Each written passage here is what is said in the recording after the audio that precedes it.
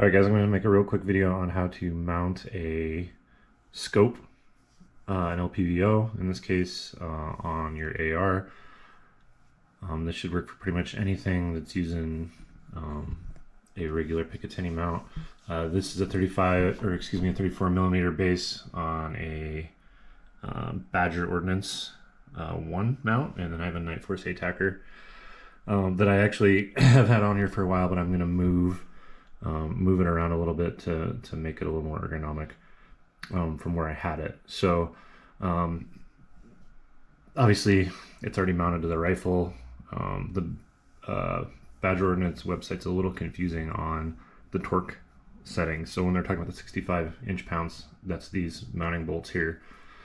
And then the ones on top, I apologize for the light, are these ones up here that they're talking about. Those are the 15 inch-pound that you're going to want to do. So to get started, you're going to want to get your eye relief and all that stuff all lined up.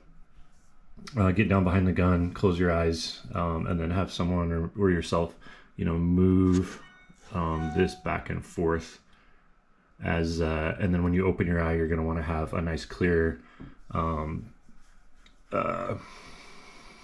view through the scope without any scope shadow or anything like that.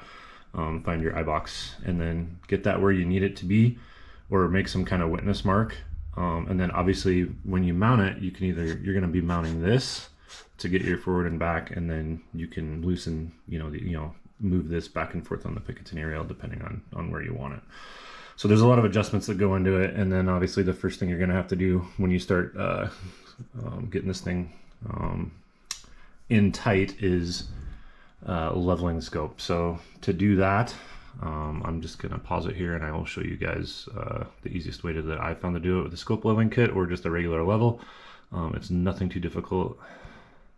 I had a video glitch here, but we'll hit this again real quick. As you can see, I got my other mount on now, but just to rewind for the leveling part of it, it doesn't matter necessarily that the gun might be slightly elevated. We need to make sure we're level, left and right when we're looking at it from the back. So the easiest way to do that again is just with a simple level. I'm just going to use one. It doesn't matter necessarily that my base isn't level. What needs to 100% sure be level is the actual gun itself. So we need to put that in there. As you can see right there, it's not level.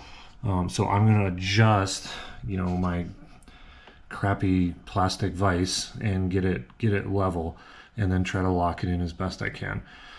So leveling it up right there, tightening it and locking it so that it doesn't move too much.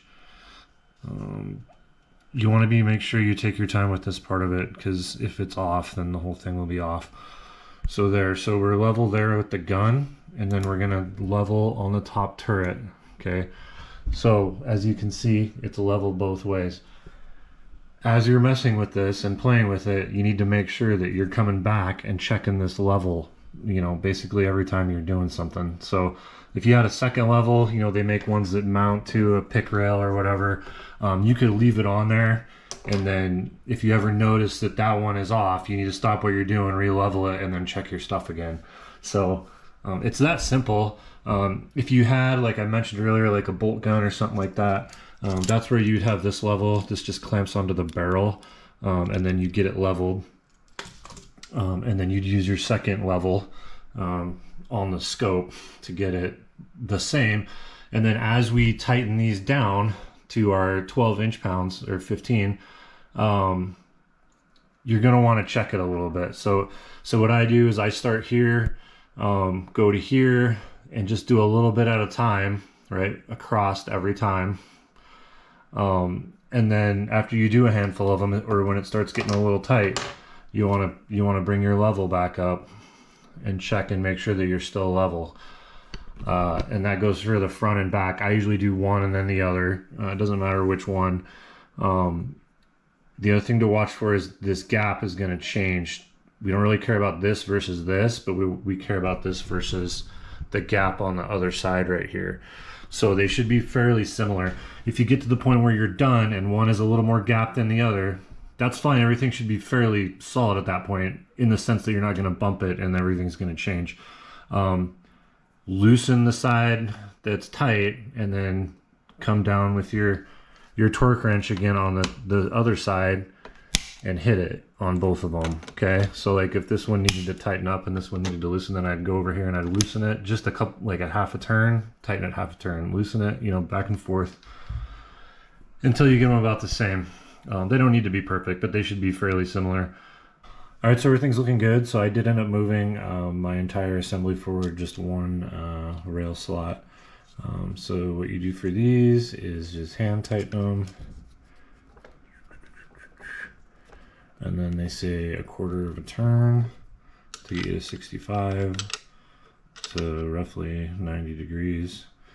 Try to do it and hold the camera at the same time here. Don't want to get too carried away right there.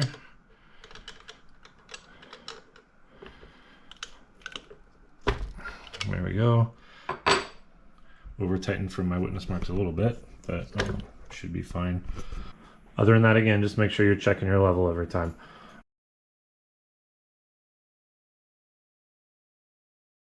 Do your witness marks. I'm a big fan of these, or torque marks, whatever you want to call them, reference marks. This just shows that they're lined up, so at a glance I can tell that none of this has come loose. So for example, if this was loose, these two white lines wouldn't line up. Basic stuff, right? I need to redo this one. I need to do them on the mount in there. I'm a big fan of them. I use them on a lot of things. I have them on my M-lock mount right over there. And definitely on like your castle nut, especially if you're one of those guys that refuses to stake them for some reason. At least then you can take a glance and see that it's loose. You know, red dot sights, same thing, especially for handguns. Other than that, make sure you go confirm your zero, and you should be good to go. Thanks guys. If you have any questions, let me know.